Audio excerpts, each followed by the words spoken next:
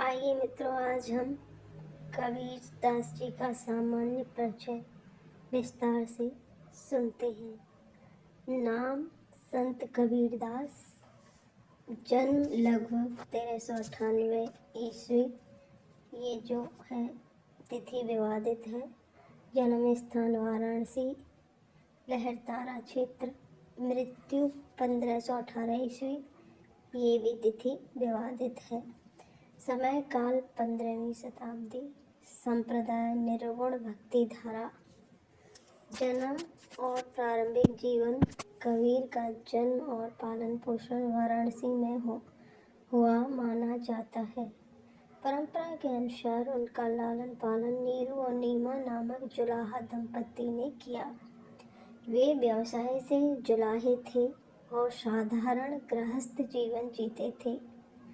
औपचारिक शिक्षा का प्रमाण उपलब्ध नहीं है, परंतु उनकी वाणी से गहन आध्यात्मिक और सामाजिक ज्ञान स्पष्ट होता है। गुरु और आध्यात्मिक दृष्टि। कबीर को रामानंद का शिष्य माना जाता है। उन्होंने निर्गुण भक्ति का प्रचार किया, जिसमें ईश्वर को निराकार, सर्वव्यापी और निर्गुण माना गया है।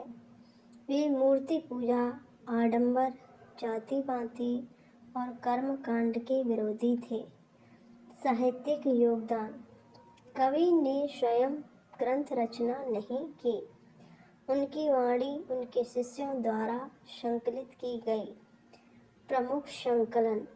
बीजक।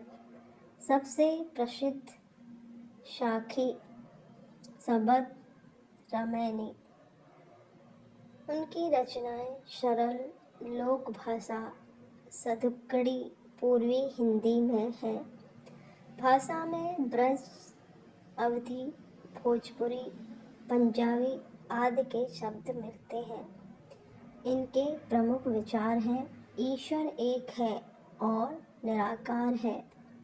सच्ची भक्ति आंतरिक साधना से होती है, बाहरी दिखावे से नहीं। जाति और धर्म के नाम पर भेदभाव का विरोध। मानवता, प्रेम और सत्य पर बल दिया। भाषा और शैली। कबीरदास जी की भाषा सरल और लोक जीवन से जुड़ी भाषा।